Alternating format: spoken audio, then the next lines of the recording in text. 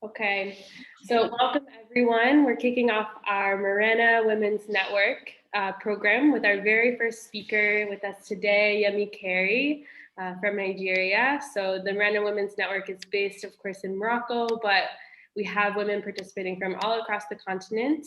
It's a very small group joining us today, but we'll be sharing this with a community of women that's now at about 180 different participants from 26 countries. So with us today is Yemi Keri. Yemi is a very experienced economic advisor and mentor, leader, so many titles, I can't list them all, and I would much rather she introduce herself. So Yemi, I'll go ahead and give you the mic to introduce yourself to everyone. Okay, so my name is Yemi Keri, right? I run an information technology firm, and I also run a female angel network called Rising Tide Africa. So to earn my living, I do everything technology. It's a digital transformation company that I started off. And then as my passion and giving back, I run Rising Tide Africa, a group of female angel network. I'll tell you a bit about that. And so that was what has is a spin-off of Rising Tide that has brought me to the topic of mentoring. Um, I would want to speak about mentoring a bit, and share my thoughts around mentoring with you. First of all, when we say what is mentoring, what do we see as mentoring? We look at, if you have you had someone before that has helped you to either in your personal level or in your business, and someone that you go to regularly for advice on some issue or something. And if they did it for you, did they do it because they like to give back, or is because that they wanted something back from you? The person really that is not necessarily expecting something back from you is what we call a mentor. Entrepreneurship is a very lonely journey. I'm sure you guys have all experienced it. And, as a founder, you deal with so many pressing issues. And many a times you don't even have the depth of knowledge in terms of what your business environment is, to be able to even run yourself or grow yourself. And then not to talk of growing a business. So a mentor, should be a trusted guide that has the knowledge and the experience, as most times as an entrepreneur, that you as an entrepreneur can leverage on to navigate this your entrepreneurial journey. Many quality mentors have walked the same path as you have, or a similar one, and they can provide you insights, and they can counsel you to give you a deeper perspective on many of the issues that you face or decisions that you need to make. We can look at, some people are mentors, some are advisors, and some are coaches. So there's a difference really between the three. So I've explained to you what a business, a real mentor is. So when we're talking today, we're talking about maybe a business mentor. We're restricting it because I've seen the businesses that you do. It has been shared with me. And what part of this program is to help you increase yourself and increase the level in which your business grows. So what you're looking for in mentoring is you're looking for a business mentor.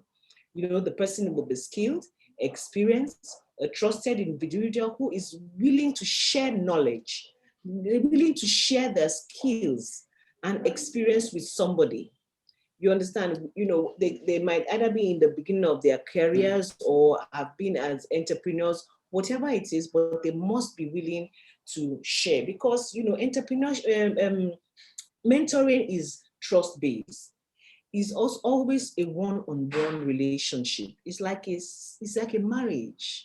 You're telling them everything about your business, where your weaknesses and everything, looking to them to say, help me since you have been through this road.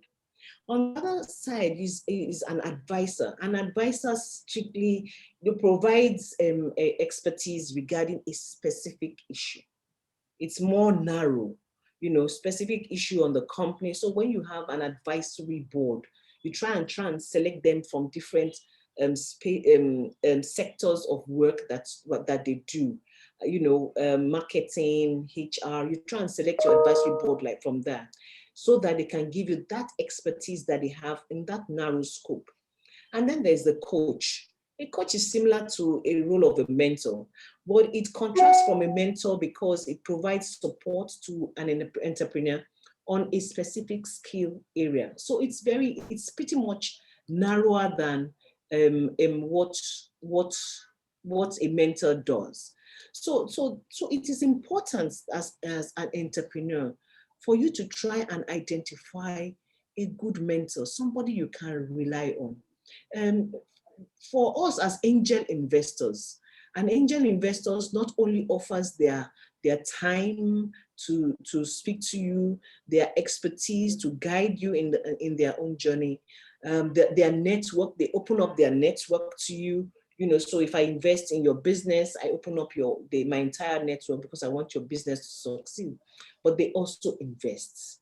You understand? They invest their capital to be able to support you as an entrepreneur. And once they see that business is growing, they exit. So when you are looking for an angel investor, one of the critical things that they look for is that opportunity, that window of opportunity, that when will I exit? How is it that you can grow for me to exit? So in a nutshell, the mentor focuses on the individual, is trust-based. Mentoring is trust-based. It can be on a broad scope, covering numerous topics. It can be over several months or years. As your business, some people have mentors from the time they start their business up until when the business matures. So it can be for several years. And it's generally unpaid. So it's not as if you have to get somebody that you have to pay. So, you need to look for good mentors. Now, I want to also look at as from a mentor's perspective, what do we really look for in an entrepreneur? What are those things that, okay, how do I know that I match these entrepreneurs and I would like to mentor them? Because sometimes when you start mentoring, you get put off, and then the mentee is calling you and you don't pick up. I will share some experiences with you.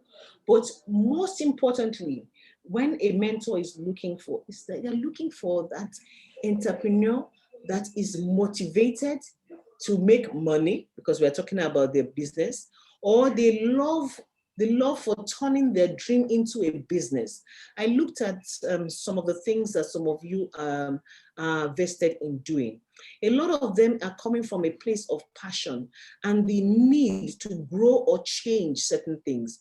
There's a lady that does a book club. It's a need to change or to give a perspective.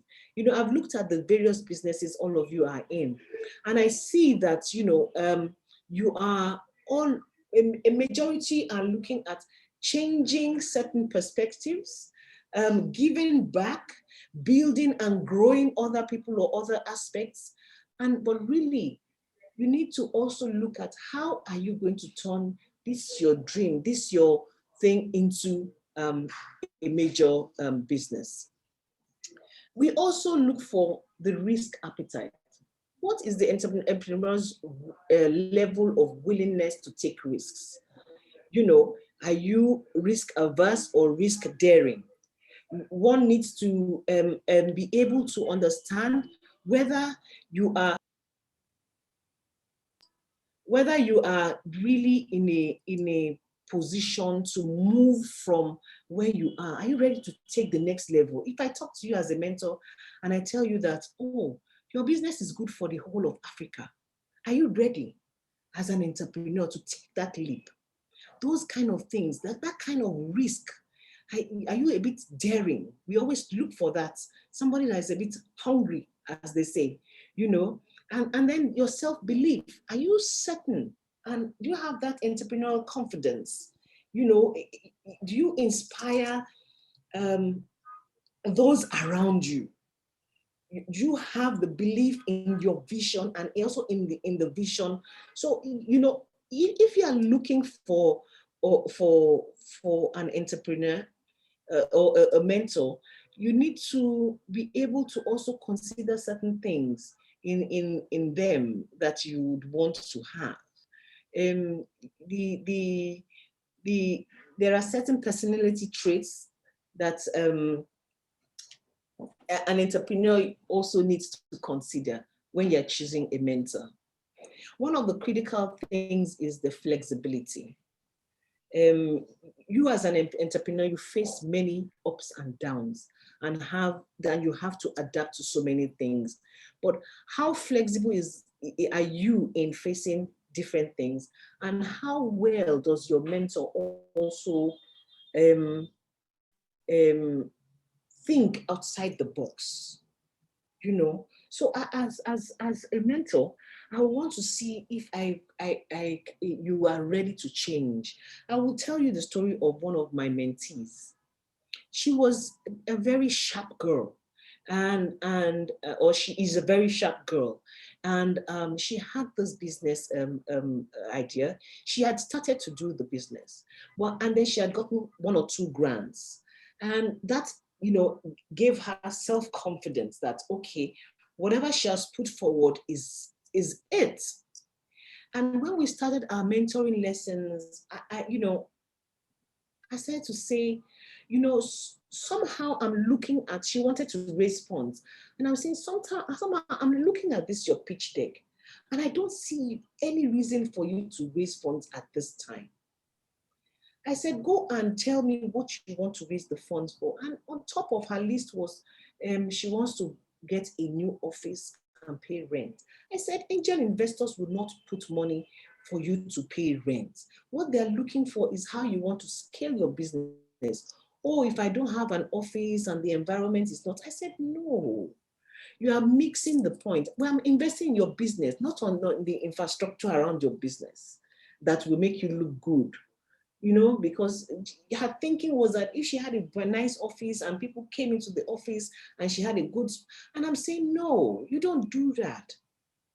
Anyway, we went back and forth on this issue. And on another mentoring session, you know, when I was still trying to make her understand.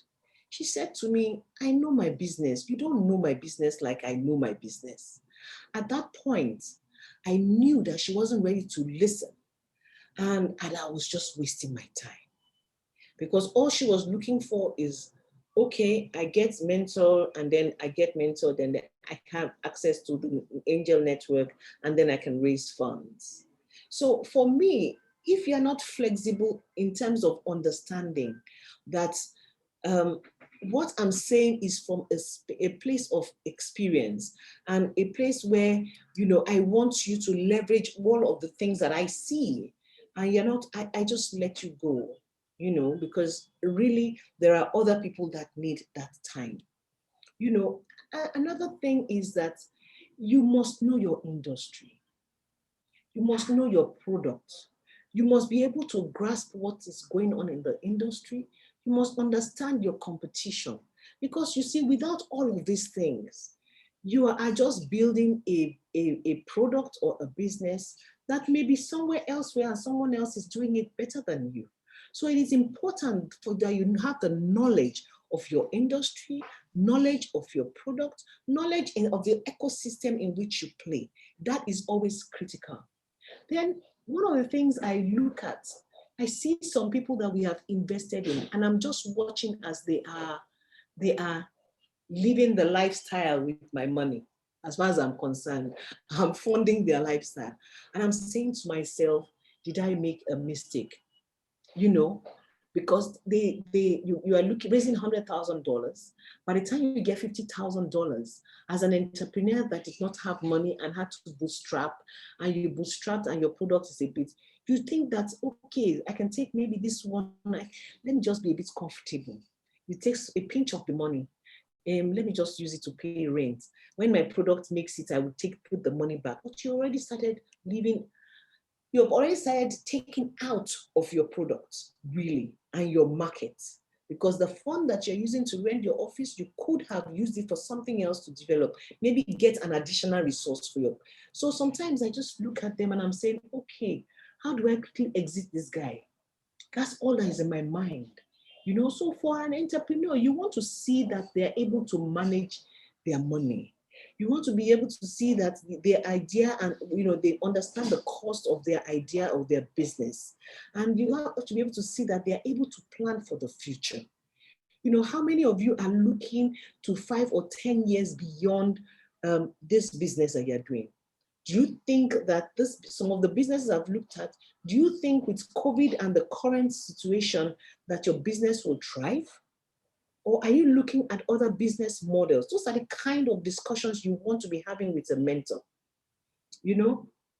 What are you planning? You have to plan for, if this doesn't happen, this should take, I should be able to do this. If this doesn't happen, I should be able to do this. You look at the nitty-gritty of the short term. You have to do some risk assessments, because as a mentor, I'm not coming to plan your business for you. I'm coming to share my expertise. I'm coming to share my knowledge, and I'm coming to share my own journey with you, the experience from my journey to guide you in how you are going to achieve yours. And so for me, it is critical that you mold yourself to a place where when you see a mentor that you want, you have ticked off all of these things and you are able to approach a mentor. Mentoring, you can get some, let me share, there's some places you can look for. There is Wincars, WINCAR, wincars.ng, info@wincars. They're doing they're actually calling for applications now. So I can send you Faye so that you can share with the ladies. They're doing a 3 months mentoring program. You have VC for Africa. They're doing a 4 months mentoring program. You can go online. They have a lot of material in terms of mentoring on their website. You have Wimbies. They have a mentoring program. So you can just share your email, share your picture, ask for mentoring, and they will do selection. And of course, you have Rising Tide Africa. We also do a lot of mentoring. If you go on our website, you should be able to ask that you want to be a mentee. So pretty much that is me for you. So now I'm open to any questions that you might have. That's great. Thank you so much, Yemi. I think you've really gone from bottom to top and back down again, including sharing some great resources. So I'm looking forward to sharing those with our group. I think we have some women from quite different backgrounds, including the woman that you mentioned during the talk, Dr. Adele. She is based in Niger and working with the Women's Book Club. So I actually wonder if Dr. Adele may have a question for Yemi to kick us off.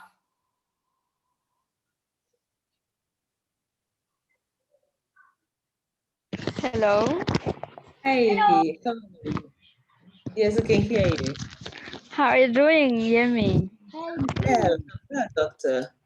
I'm doing well. Thank you so much for the wonderful talk and the examples and everything you said. I'm so happy I joined you. And I'm so grateful you shared all the insights. Yes. Good. So, I don't know if I'm allowed to ask a question at this point. Yes, I'm open to answer your questions now. Okay, so I'm wondering, I mean, you explained so many wonderful things for maybe entrepreneurs. I know for the NGO I created is much more about social, not really entrepreneurship, but I wonder if it really would work. The mentorship sessions would be as a sweet maybe for a person like me who I'm not really an entrepreneur, but I have an NGO with a really quite nice vision of you know bringing every young person in Niger to look for knowledge in books and publications. And if if this is the only thing I would do for my life, I think I would be very, very happy to do this. But I'm not an entrepreneur. I just want people to read and become the best version of themselves, coming from books. Okay, so to me, you have a Mm-hmm. product, right? And your Mm-hmm. product is the club that you have, Okay. Yeah. and bringing in all of these people. Mm-hmm. So, first of all, if you're an NGO, you have to raise the fund for you to get to all of those children that you want to get, right? Mm-hmm. You have Mm-hmm. to raise the funds for if you want to increase the number of students that Readers. Mm-hmm. readers, right? Mm-hmm. Um, you have to raise some funds to share with them. Okay, this is what I'm sharing. Some of them you want to encourage them. They want to read online. How Mm-hmm. do you make that possible for them? Mm-hmm. They have to log in at a particular time Mm-hmm. every week to join Mm-hmm. the club and give Mm-hmm. a feedback of what the books for the week is or the book for the month. But Mm-hmm. then some of them cannot afford Yeah. the data for Mm-hmm. joining the club, Mm-hmm. right? Some of Yes. them do not even have the tablet or the screen to join Yes. the club. Yes. Mm-hmm. So if Mm-hmm. you get funding from Yes. another and they say they want to give you 20 tablets, Mm-hmm. they are investing in you. Yes. Right? They are investing in your business, in your product, whether it is making money for you or it's an NGO. Okay. You have to be able to also measure the impact. Mm-hmm. Yes, you have to Mm-hmm. also know, look at the data at which of the areas are all of these children coming from. Mm-hmm. Is it the northern part? Is it the southern part? How do you want to scale this program? Yes. If Yes. how do you want to scale it? Because if the children in the north is a Mm-hmm. particular kind of Mm-hmm. language, you probably will need somebody Mm-hmm. that will be doing the book reviews with them that speaks that language. So you have to have a resource. How do you pay for that resource? So you need technical support, somebody to fund that. So don't look at it as just an NGO. Okay. You are an entrepreneur because you have a product. Okay.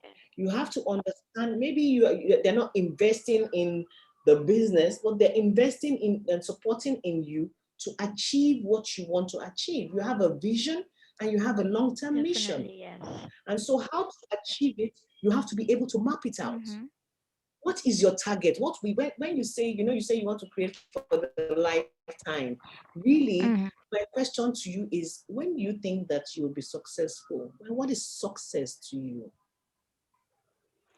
I think maybe it's a kind of let me give you an example. In 2019, I wanted to reach maybe 2,000 young people in my community, and we reached that. And I was so happy that it happened, even there was so many challenges. So actually, I'm quite like figuring out what is my real target for the 2021, because the projects for the 2020 didn't really work at all due to COVID and so many challenges. But I am working on having a realistic target and be able to reach all the young people even in some rural areas. Okay, so then the other question I would say, do you have a mapping of the children in the different rural areas?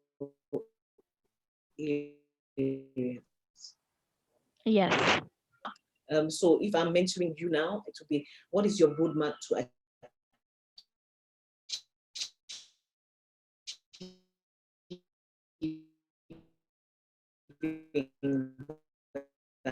that?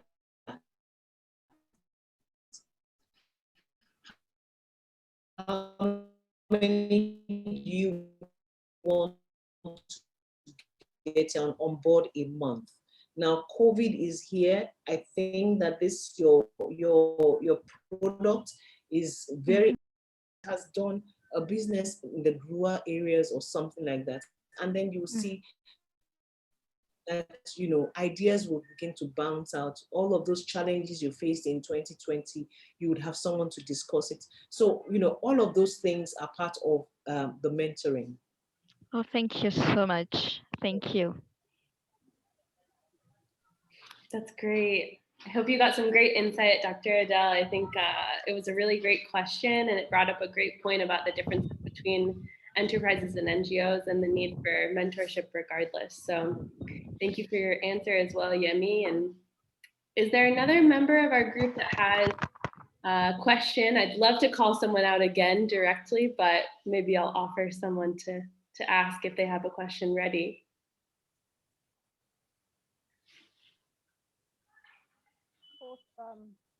For someone who is starting out to be a mentor, I tend to find that, there's not a lot of information out there in terms of, who could you approach or what kinds of organizations you can do that. And I just wanted to know from you, Yemi, in terms of if you as a angel investor, what kind of communication, how do you, reach out to people in the different communities to know that you're an investor or you're a mentor, or is it usually just online, or how do you reach out to different people? What we have done in the past is that we sort of advertise on our social media that the mentoring is open if you want to be registered. Some people just go to our website and then register as a mentor. So we do call for mentoring. And then if we go to any of events and we see someone that needs mentoring, we sort of approach them and say, look, we can mentor you in this and this and this area. So that's pretty much how we do it. Yeah, in terms of physical was events before, but now we're sharing social media with, all of the organizations. I know that 2 of them are calling for mentees now. Wimbiz is asking for mentoring, for people to join the mentoring program, and then Wincast is also asking for people to join the mentoring program. So if you do go online and do some searches, you would find programs that are there for mentoring. Okay, thank you. And then would you say we would need to at least have some kind of idea, some of the tips that you mentioned in terms of, when you're asking for a mentor, would you say you would need a clear picture of that, or do you get some kind of consultation with, what kind of areas or what kind of mentor you could, you would be provided with? So for us in Rising Tide, you would say, I have an issue with my financial management, or with my human resources, or with my go-to-market strategy. And then we try and match someone with you for all of those areas. So you probably will have 1 or 2 mentors. And sometimes we'll have a lead mentor, and then if she doesn't have the expertise in the area where you want help, we'll then call in another person for you to have a session or 2 with, and then she will continue with you like that. So most cases, people want to know, what is the reason, what is your issue, what are the challenges you're facing, so that they can give you the kind of right resource. Okay.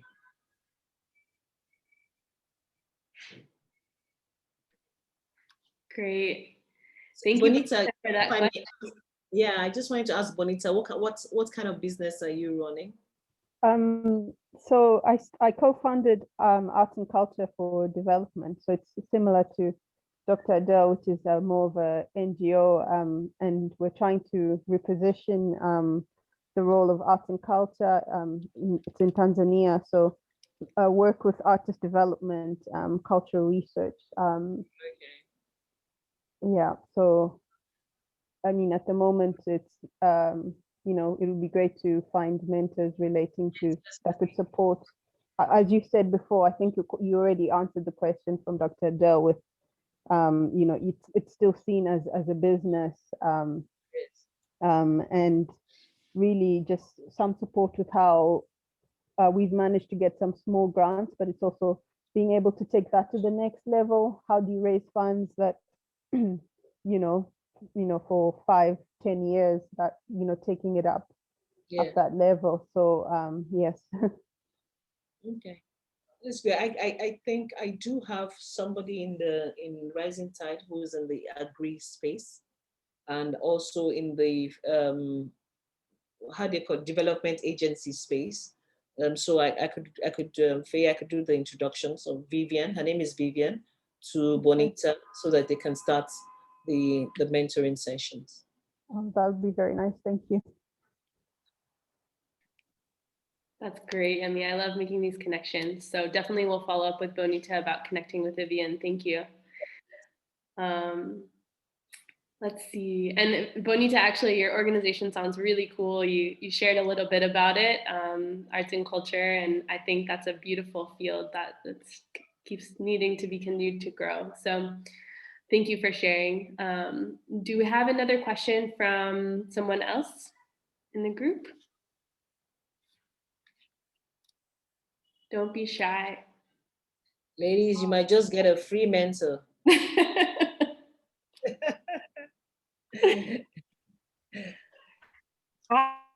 Hi, Sharon.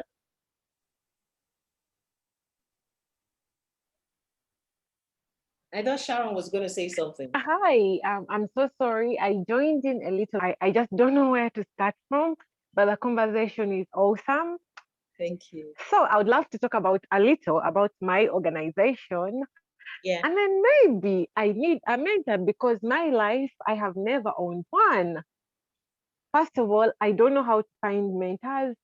I've not found people who I feel are relatable with me as Sharon and the kind of character I have.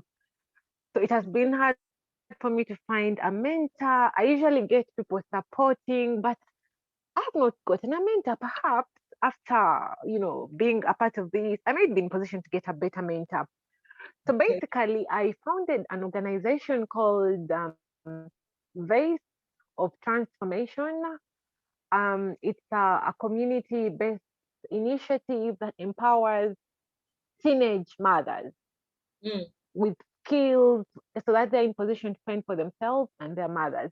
So we empower them with skills like jewelry making, tailoring, crochet, the skills that that are not so hard, but the skills that are that help them raise money so that they're able to take care of themselves and their children.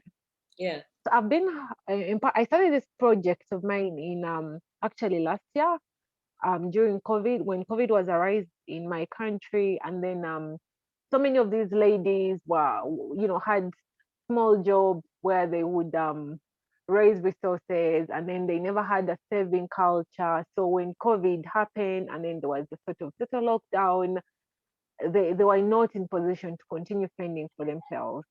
Them being single mothers, having like 4 or 5 children, they needed a sustainable way that could enable them raise money even from their convenient spaces. Yeah. So we started an initiative where we get to empower them from their homes, and then with skills that enable them raise money. So, through the kind of products they make, we've been getting awesome orders from across the globe.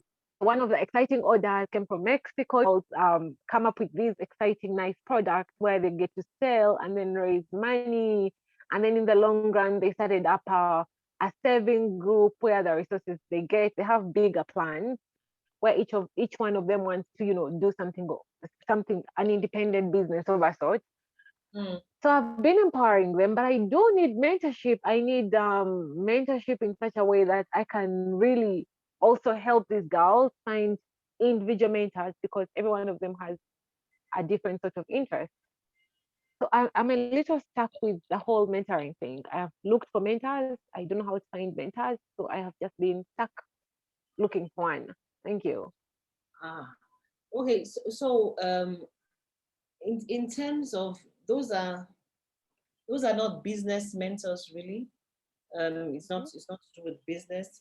So you're looking for mentors that can um, there'll be social mentors. So somebody like community development mentors, those that like to give back, talk to a child, to like to tell them that they're doing a good thing.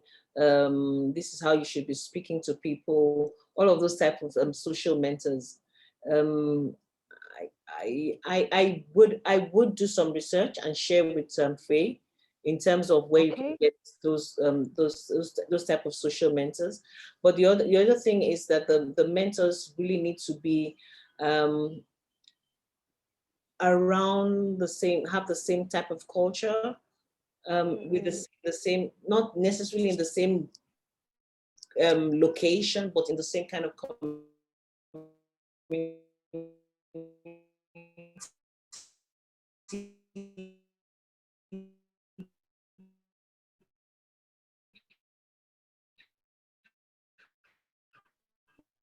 where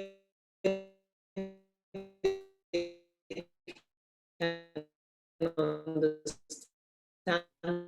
that they can easily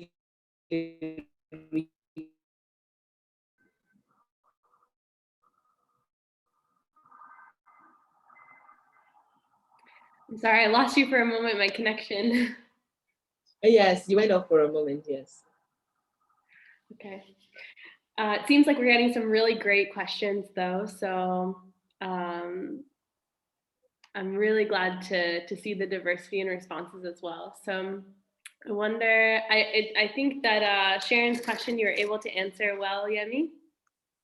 Yes, we need to find the people that will act as mentors and handhold, that have they need to have the human feelings, Yeah.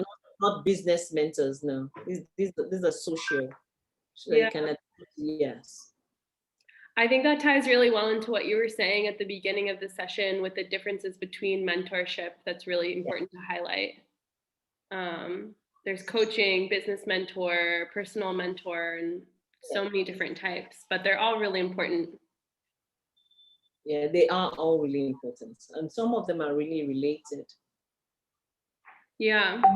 Would you say that there's things to avoid perhaps with types of mentorship? I understand when it can get transactional, that's maybe something to look out for.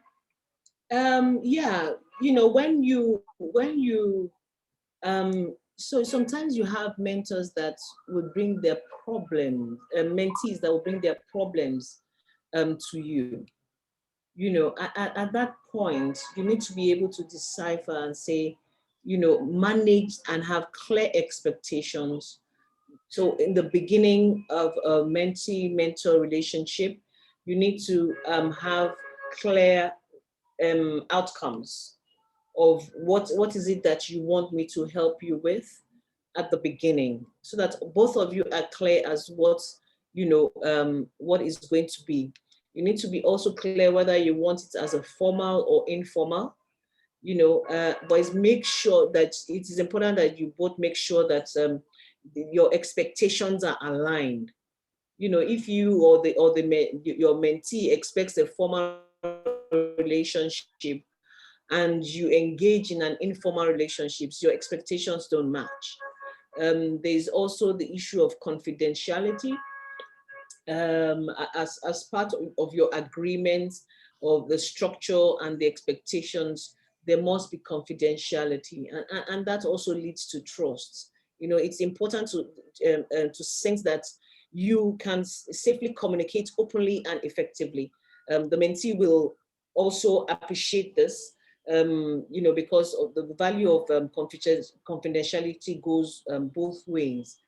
Also, you need to also be able to, you know, build that element of trust, you know, in having that strong mentor-mentee relationship. You know, that element of trust is key. Once you lose trust with your mentor or your mentee, you are really just going to be wasting time, because they're not going to be listening. Yeah. You know, and and and is important. How do you communicate? How do you structure your engagements? Do you want to do it face to face? Do you want to do it on the phone? It is important to communicate also, and understand how often, you know, you would like to meet, and by what means, virtually, in person. So all of these things you need to talk about with your mentor, you know, mentor-mentee relationship, before you start to engage. Yeah, yeah, that's great. I think it's really important. I just wanted to hit that point so that everyone was pretty clear about it. So is there another question that we maybe have from the group? It looks like everyone's really learning a lot. So I'm sure there's got to be at least another couple questions. I think maybe we can take one or two more questions at the very most before we close today's session. So if anyone has a question, please speak up now.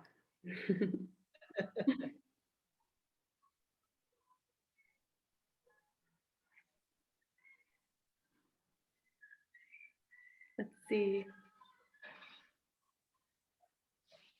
Leah, do you have a question? Yeah, it sounds like you're learning a I lot. was going to call Leah. Leah, so what do you do?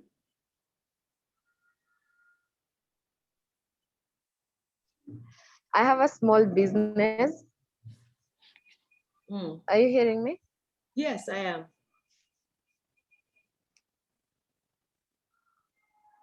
So what does small business mean? Oh, I was not sure. I'm not used to my name being called Leah. I'm used to Leah. Leah. So, Okay, Leah. Leah. Yeah, I've never had anyone pronounce it like that. I have a small business. Yeah. I collaborate with a relative of mine who lives abroad, that is in Belgium. She sends me stuff that is the antique decors, antique utensils from abroad. I pick them at the Mombasa port in Kenya. Then I sell to businesses such as hotels, institutions, schools as decor. Some just use them, if it is the utensils, they use them in their homes. Yeah, I gift them to businesses that are starting up or businesses that need them. If it is something educative and it is about if it is from the same field as that business. If it is a school and I have a decor that maybe says something about a school, I gift. Yeah, but it's just a small one, starting up. Yes. So how long have you been doing that? I started from last year, October. Yes.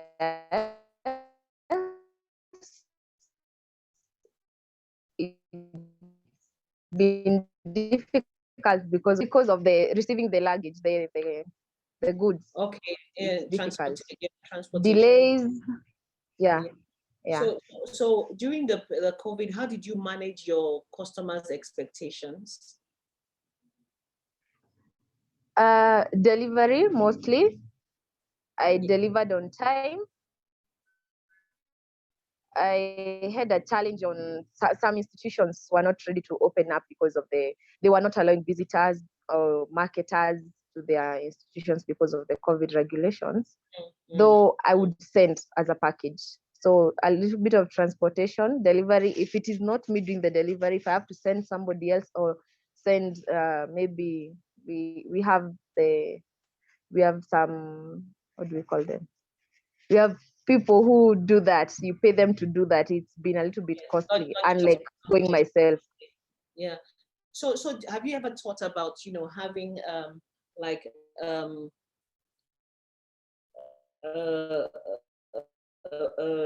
a business relationship with a particular deliver yourself, and if you have to send a delivery company, they pick up and drop? Do you think which one is more cost effective for you? I think if I had a partnership with maybe a delivery company, it would have been easier. And like making the trips, because I have to leave my business to go. Yeah. So it would be good for you to try and think in that line, even though Yes. the COVID is coming down. So try and get one or two partnerships where you can say, I will pay you at the end of the month, or whatever services that you Yes. do for me. In terms of your customers, which one is most beneficial in terms of revenue? I have to give it to the hospitality industry. The hospitality Yeah. industry. They really buy the decors, utensils. If they buy. So in terms of your ordering from your friend in Belgium, do you try and tell them what should be sent down to you? Yes. Yes. Okay. If I have, sometimes I just, whatever she gives is what I receive. But if I have a specific order that maybe like an institution can order something really big, like I want a certain machine or certain type of decor, a line of decor, maybe Christmas decor. And you see, that's a specific one. So I'll ask her, help me gather Christmas decor. But mostly it's whatever she finds there, she sends. So if I ask you that you make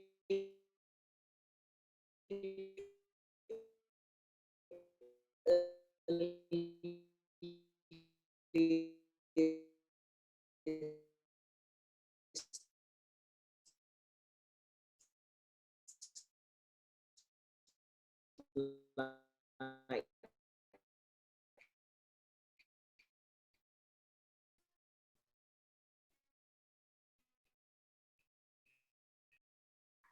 I think I'll allow my mind to open up to it, but I have to say it is so scary. that is Yeah. it. You have to, your risk appetite has to increase. And then type of utensils and all of that, is it only through your friends you can get it? Can they get more suppliers? So you have to think bigger alone, but you're going all out to do this. Because if you do not dare to take that risk, your business will not grow. You are sitting down and saying, okay, this is comfortable. I can use a little bit of this and a little bit of that. This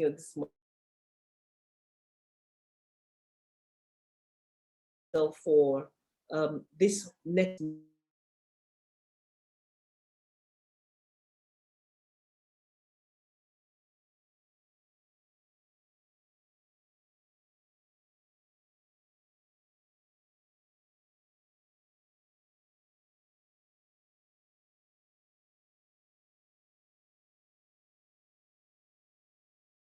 This challenge, and then to come back to me and say, okay, I have done this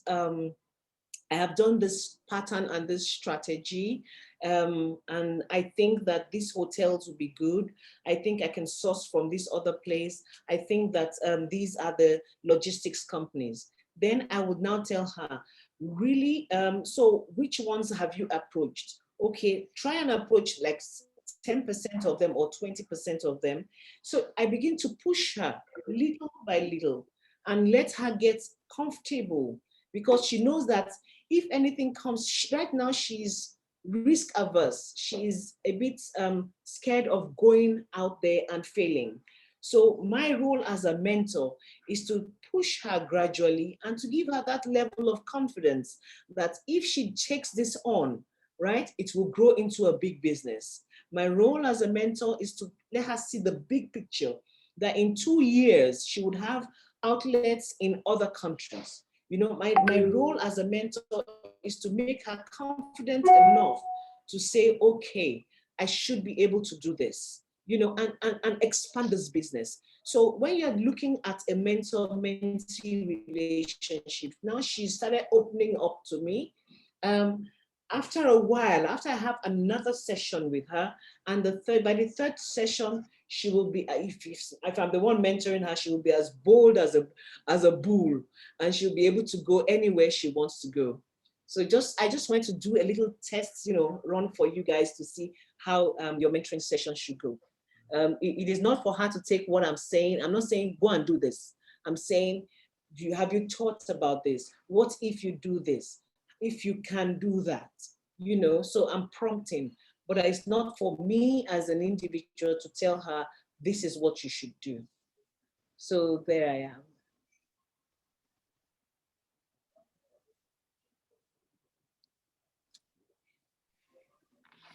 Wonderful. Great. I hope that's a really good example for all of the ladies here today and all the ladies that will be watching this video afterwards. I think we should close there because it looks like we're at time. We've gotten a wealth of information from you today, and I think it will really set these ladies on the course to perhaps find their own mentors and maybe even someday become a mentor for others as well. Even though I have a feeling some of them are already personal mentors for people in their communities. So thank you so much, Yemi. I'm not sure if you want to leave us with a couple words of wisdom before we close. Don't, like you said, you know, it should not be a one-way street. The way, you know, knowledge is good for sharing. All of you have experienced up to a particular stage where you are at now, and you should be able to start giving back. Don't think that it's when you become successful, you start to mentor. Handhold whatever woman you find around you and try and nurture them, you know, to make them successful. It's very important that we hold ourselves to grow. Yeah, absolutely. Well, you've been serving many, many women for quite a while, and another group today. So thank you so much, Yemi, for the work that you do and for your time today. I hope you have a great rest of your day and a wonderful weekend ahead. Thank you. Thank you so very much. Thanks, everyone. Bye-bye, ladies. Bye. All right, bye. Thanks for having me, ladies.